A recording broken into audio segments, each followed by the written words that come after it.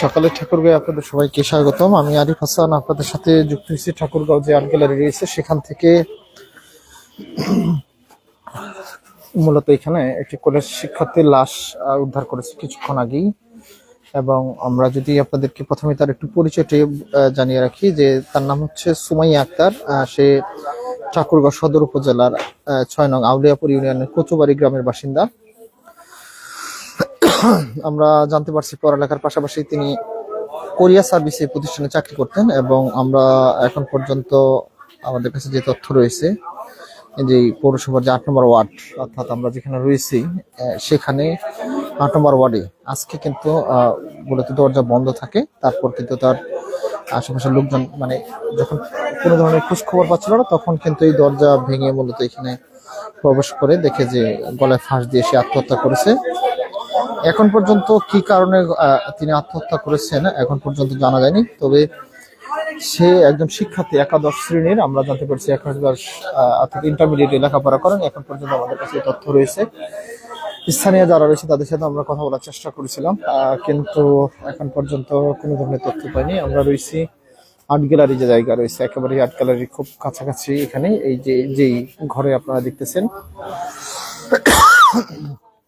এই ঘরেই মূলত ঝুলন্ত লাশ উদ্ধার করেছে যে সুমাইয়া আক্তার, যেই কলেজ শিক্ষার্থী তার। এবং ইতিমধ্যে এখানে পুলিশ সদস্যরা এসেছেন। এবং আমি যদি একটু আপনাদেরকে আরো বলে রাখি যে ঠাকুরগাঁয়ে যে আত্মহত্যার প্রবণতা প্রতিদিনই বেড়েই চলেছে, এবং সে একটি ম্যাচে এখানে মূলত একটি ম্যাচের মধ্যে তিনি থাকে লেখাপড়া করতেন এবং কোরিয়ার সার্ভিসে চাকরি করতেন যতটুকু জানতে পেরেছি। আমরা দেখাচ্ছিলাম আপনাদেরকে সরাসরি একেবারেই আর্ট গ্যালারি যে জায়গা রয়েছে সেখানে, এবং এখানে রয়েছে।